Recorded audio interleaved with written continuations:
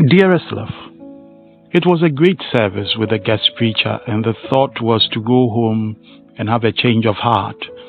But there were some things to be done, and so we hung around the church. When we heard the shouting from inside the chapel, we just peeped in. The question asked was, "What am I doing with this? How much did we raise today that you are giving me this?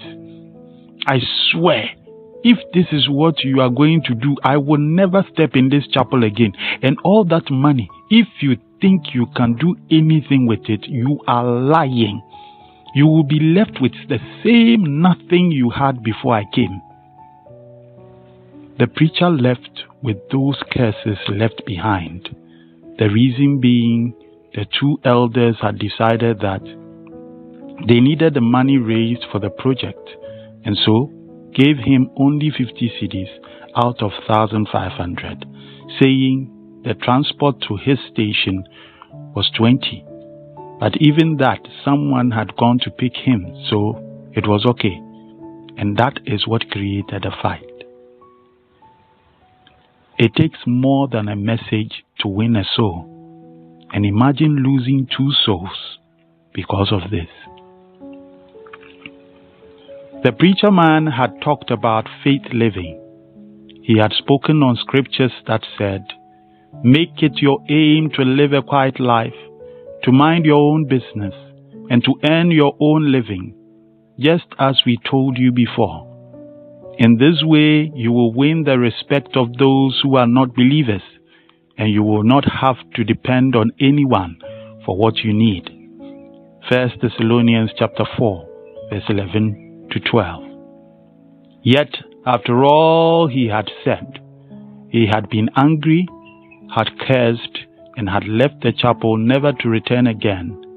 And these 2 guys in the church that had moments earlier been thinking of the message and what changes they had to make in their lives, walked away from church and never stepped back.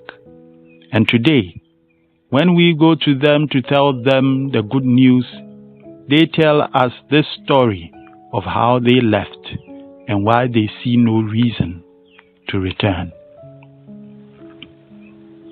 To be a Christian is more than just words and scriptures, but in a life held in check in every situation. The caution is already given. Do everything without complaining or arguing, so that you may be innocent and pure as God's perfect children, who live in a world of corrupt and sinful people.